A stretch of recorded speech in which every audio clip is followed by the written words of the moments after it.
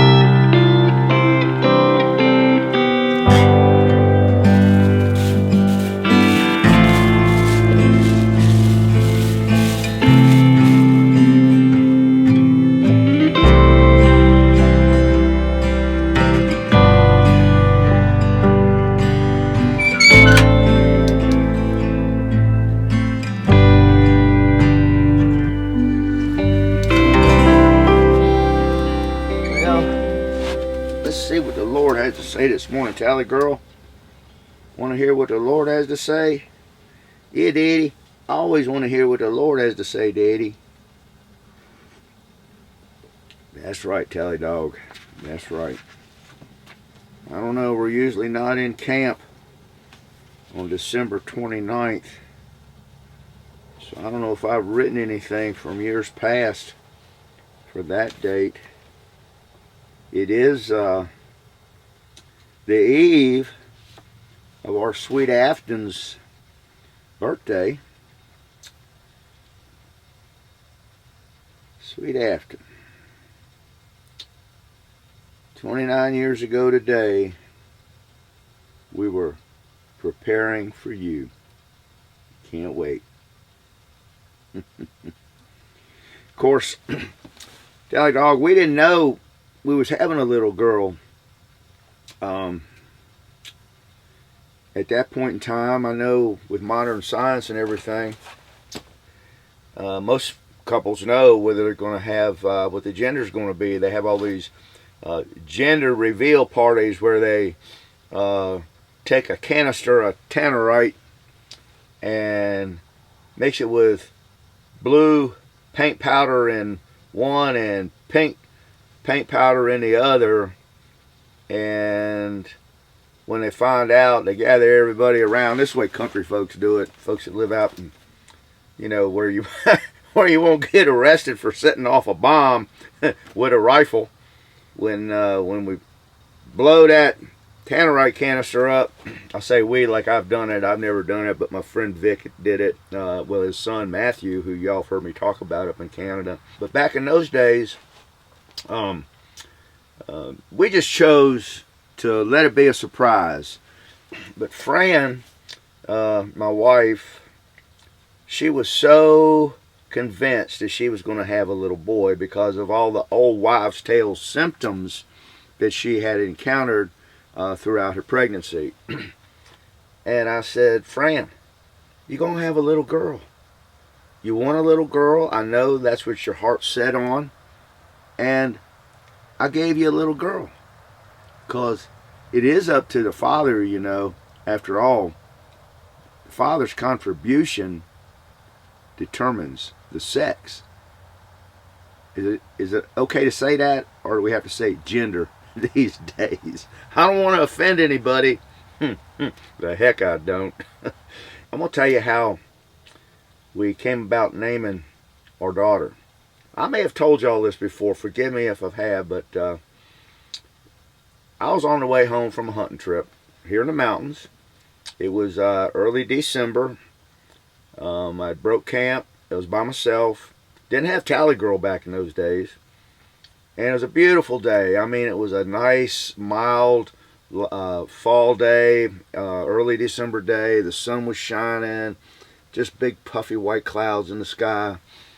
And I had cleared Waynesboro and was crawling up the backside of Afton Mountain. And when I broke over the summit and was coming down the east face, it was such a gorgeous view of the valley below. And I said, Afton. That would be a pretty girl's name. I said, we're going to call our little girl Afton. And after I drove down a little ways farther down the mountain, I said, oh, I got to come up with a middle name. Little girls have to have middle names. And I said, we'll call her Afton Hunter. After all, I am coming home from a hunting trip, so her name will be Afton Hunter Dixon. So I pulled in to drive when I got home about 3 hours later and carried my duffel bag in and put my rifle in the gun cabinet there. And Fran greeted me at the door. I said, I picked out a name for your little girl today. She said, you did? Well, how did you know it's going to be a little girl? We already had this conversation. Fran, I know all you've got picked out as boys' names, so I picked out a girl's name because, like I said, we're going to have a little girl. She said, well, what is it? I said, we're going to call her Afton Hunter Dixon. If you like it, of course. She said, I love it. I love it. That's perfect. So it wasn't but, just the end of the month that Afton was due to be born, or baby was due. And we're in the delivery room there, and Fran, she's just being a real trooper. She doesn't even have one of those what do they call them, epidurals, something like that, where they shove this needle up in your spine and give you some kind of a pain blocker. And Fran's real petite. Y'all might have seen some images of hers in some of my other videos, but she's just got the same figure she had when today at 60. She's 3 years younger than me. She's 68 years old. I'll be 71 here in another couple days. But she's got the same figure she has today as she did when she was 16 years old in high school. No kidding. And all she had for a baby weight was that little basketball she was carrying. So anyway, Fran, she was in a delivery room, and she said, maybe I'll go ahead and get one of those epidurals. And they said, well, we're past the window of time for that, because if we give it to you this late, it may affect the baby, and the baby might be sluggish, and we don't want to do anything that would reduce or inhibit the Apgar store. So Fran went ahead and toughed it out, and when Afton popped out of there, she just went like a little. I'm kind of there snapping pictures, of Afton coming out, and the doctor pulls her out, and there's that umbilical cord there, and he handed me a pair of snips, and I cut it. He tied it a little knot and handed the baby to me, and I'm standing there with little Afton in the palms of my hands. And what a miracle. This little girl.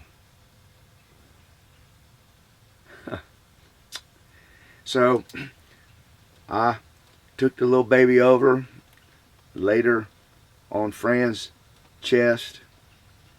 She cradled her with the arm. I said, "Here you go, honey. Here's your little girl."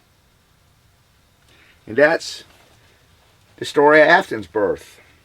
I didn't mean to get off on all that this morning. It's just sometimes when I open a book and look and see what's there, certain recollections come to mind, and I just go off on a ramble.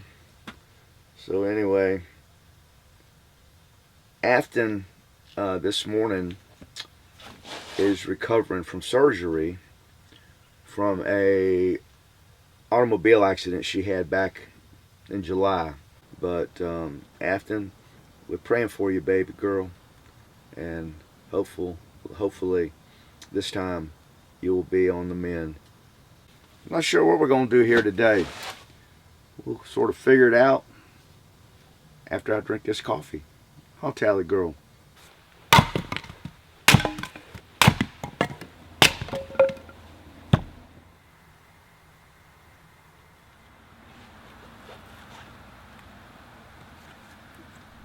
Tali Girl, Daddy done come off and left the carving board at home.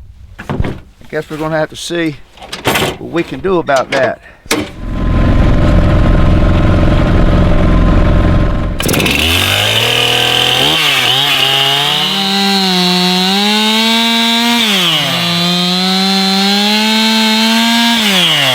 What do you think, Tali Girl? That one's even got a little bit of character to it. I think this is going to make a great carving board. Cut us an extra one there, Tali Girl, because you never can have too many carving boards. We just get us a good bed of coals going there. Clean that sawdust off of it. I think that's going to be just fine. All natural too, not a bunch of synthetic plastic to end up floating in the ocean somewhere in the South China Sea. I picked up this standing rib roast the other day with plans to cook it up for New Year's Eve, but seeing as how it's supposed to rain, pretty significant amount of rain on New Year's Day, Saturday and Sunday too, I'm gonna have to pack up this camp on New Year's Eve because it's supposed to be a dry day, and I have to take the tent down when it's dry. Otherwise, if I take it down wet, I have to put it back up when I get home, and when I get home I'm gonna have to hit the ground running, and I'm not gonna have much time to do that. So I got this roast. I'm just gonna set it over here on top of this little bucket and let it come up to room temperature, or at least tent temperature. Now I'm gonna roast a prime rib over this campfire here, only I'm not gonna roast it directly on the fire. I'm gonna use this little Dutch oven here that we roasted our Thanksgiving turkey in last year.